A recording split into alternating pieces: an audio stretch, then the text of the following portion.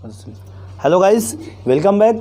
मैं दीपक सर आप सभी का अपने यूट्यूब चैनल सार्थक study the change of learning में स्वागत करता हूं। दोस्तों, आज जैसा कि आप सब जानते हैं कि आज का जो टॉपिक है वो पास्ट इंडेफिनिट का इंट्रोगेटिव चल रहा है। मैंने पिछले वीडियो में आप लोगों को बताया था, हमने कहा था कि जब किसी वाक्य की क्रिया के अंत में आ, या, ई, ए, ता था, ती थी, आ था, ये थे, ये तमाम प्रकार के जो शब्द आते हैं वो क्या कहलाते हैं? पास्ट इंडेफिनिट कहलाते हैं। और पास्ट इंडेफिनिट बच्चों हमने आपको बताया था इसकी हेल्पिंग वर्ब डिड होती है तथा पास्ट इंडेफिनिट के साधारण वाक्यों में जो वर्ब लगाई जाती है वो सेकंड फॉर्म की लगाई जाती है। क्या लगाई जाती है? सेकंड फॉर्म की लगाई जाती है। लेकिन जब डिड आ जाता है तो डिड के आने पर जो वर्ब होती है वो किस में हो जाती है? फर्स्ट फॉर्म में हो जाती है। जी हाँ, किस में हो जाती है? फर्स्ट फॉर्म में हो जाती है। लेकिन जब अब बात किया जाए, हमने आपको बताया था कि जब ये डिड लगता है तो वर्ब की फर्स्ट फॉर्म तो हो जाती है। तो सवाल ये कि ये डिड लगाया कब जाता है? तो बच्चों ये डिड लगाया जाता है निगेटिव में और इंटेरोगेटिव में। तो हमने कल आपको निगेटिव का सेशन कंप्लीट करवा दिया था। आज आप लोगों को हम इंट्रोगेटिव पढ़ाने वाले हैं। बच्चों, हमने आपको बताया है कि ऐसा कोई बात जिससे प्रश्न पूछे जाने का बोध हो उसे क्या कहा जाएगा? इंट्रोगेटिव सेंटेंस कहा जाएगा। क्या कहा जाएगा? इंट्रोगेटिव सेंटेंस कहा जाएगा। तो इंट्रोगेटिव सेंटेंस कितने टाइप का हुआ? दो टाइप का हुआ। कितने टाइप का? दो टाइप का। कौन कौन सा? एक तो हमने आपको बताया था यस नो टाइप। क्या बताया था? एक यस नो टाइप। दूसरा हमने क्या बताया था बच्चों? Answer type. क्या बताया था? Answer type. Yes no type क्या होता है? ऐसे वाक्यों की शुरुआत किससे होती है? प्रश्नवाचक शब्द से होती है। किससे होती है? प्रश्नवाचक शब्द से होती है। लेकिन आंसर टाइप में क्या होता है?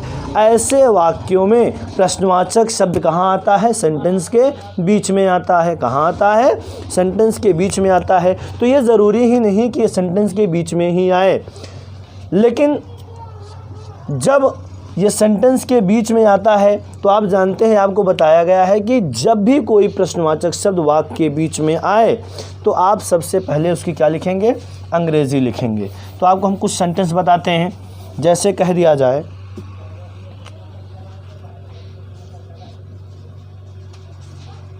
रामायण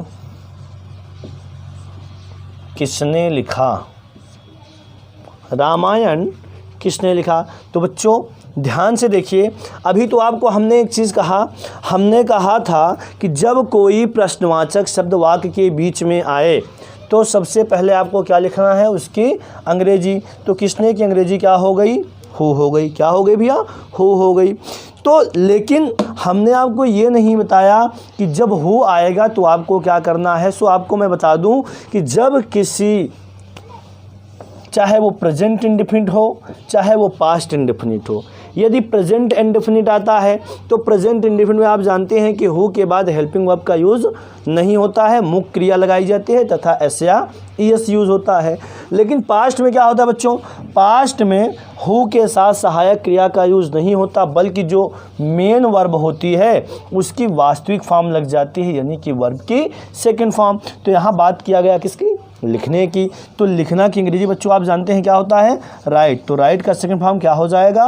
रोट हो जाएगा। क्या हो जाएगा? रोट हो जाएगा। तो हु रोट क्या लिखा जा रहा है?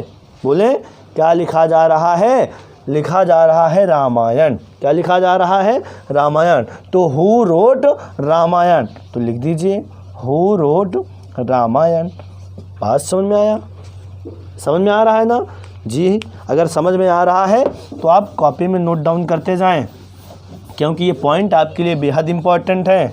आगे देखें भैया, आगे एक ट्रांसलेशन और आपको दे दिया जाए। जैसे कह दिया जाए, क्या हमने अपने देश की सेवा नहीं की? क्या हमने अपने देश की सेवा नहीं की? तो बच्चों इसको क्या करेंगे? इसको हम बना देंगे डिड सब्जेक्ट वी। अब जब नकारात्मक वाक्य है तो नॉट भी होगा। डिड वी नॉट, क्रिया क्या है, सेवा करना, तो सर्व। अब ये इधर देखें, जब डिड आ गया तो बच्चों हमने क्या क्रिया की सेकेंड फॉर्म यूज़ की, बोलो, नहीं यूज़ की। तो हमने लगाया क्या, हमने लगाया सर्व, यानी इसका सेकंड फॉर्म होता तो सर्व्ड होता। तो ये फर्स्ट फॉर्म हो गया ना, तो इसको किया गया डिड वी नॉट सर्व। अब बात की गई किसकी सेवा करने की बात हो रही है, अपने देश की। तो अब जब वी आता है तो आपको बताया गया कि वी का अपना क्या होता है, आवर। वी का अपना आवर, यानी कि did we not serve our country, क्या हमने अपने देश की सेवा नहीं की। बात समझ आया, सॉरी, द कंट्री।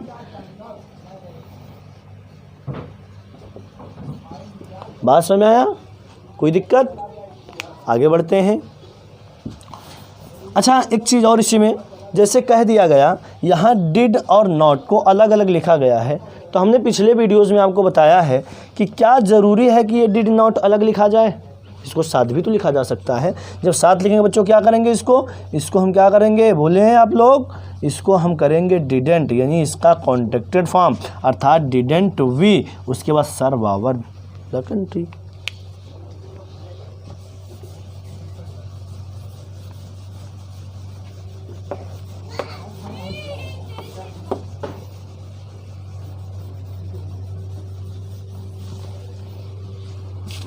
आगे देखें, जैसे कह दिया जाए कितना भो, या ये कह दिया जाए किसने, या आपको कुछ अलग कुछ बताया जाए, जैसे कह दिया जाए कितना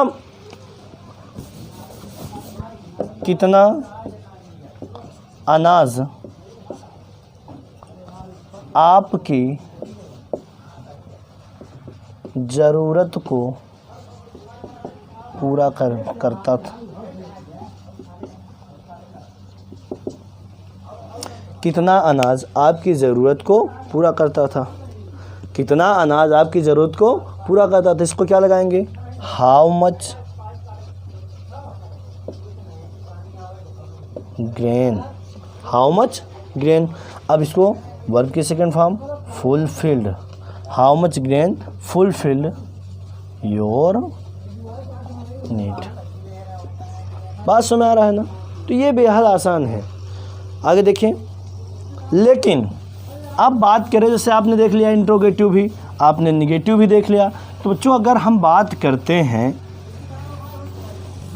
इसके अतिरिक्त, जैसे कभी कभी क्या होता है कि पास्ट में आप देखते हैं आदत प्रकट करने वाली चीज़ें आती हैं, तो आदत प्रकट करने के लिए क्या बोध होता है, जब किसी वाक्य के लास्ट में करता था, करती थी, करते थे, इसके पहले आए या ई, अर्थात किया करता था, किया करती थी, किया करते थे, तो ये क्या कर रहा है, आदत को बोध कराता है। जैसे हम बात कर दें, वह स्कूल पैदल जाया करता था, क्या क्या करता था, वह स्कूल पैदल जाया करता था।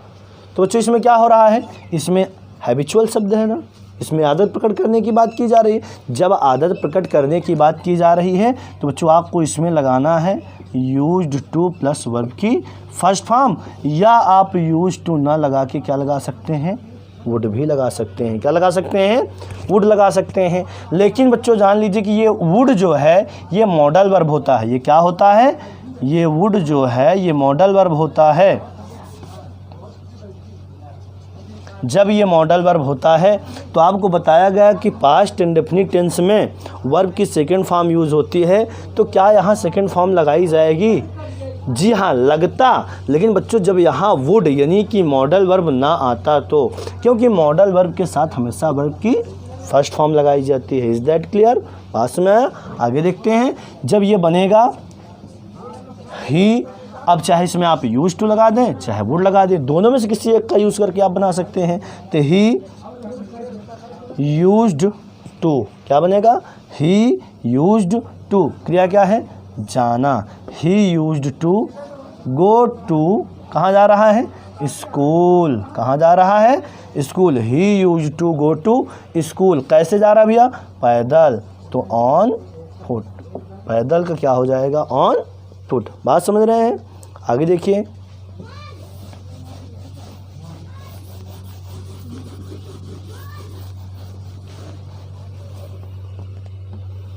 मैं बचपन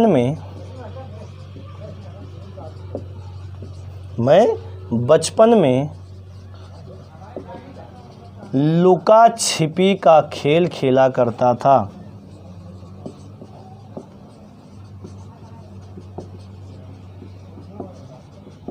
मैं बचपन में लुका छिपी का खेल खेला करता था। तो आप लगाएंगे आई वुड प्ले, क्या खेल रहा भैया? लुका छिपी का खेल। तो I would play hide and seek, hide and seek. और कब खेल रहा है? कब खेल रहा है? बचपन में। कब खेल रहा है? तो बचपन में कब हो जाएगा? In childhood.